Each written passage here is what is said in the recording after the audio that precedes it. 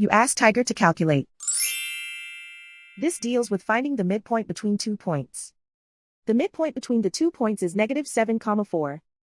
Let's solve it step by step. Plot the 2 points and calculate the midpoint using the formula. The coordinates of point 1 are x1 equals -12, y1 equals 5. The coordinates of point 2 are x2 equals -2, y2 equals 3.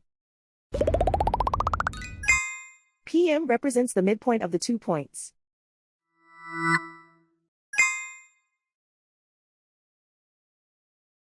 Use the x values in the midpoint formula to find the midpoints x. x1 equals -12. x2 equals -2. Simplify the arithmetic.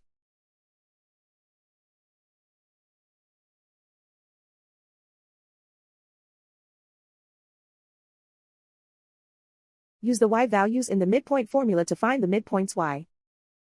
y1 equals 5.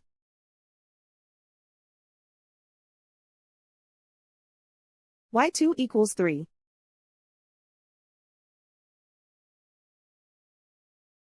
Simplify the arithmetic.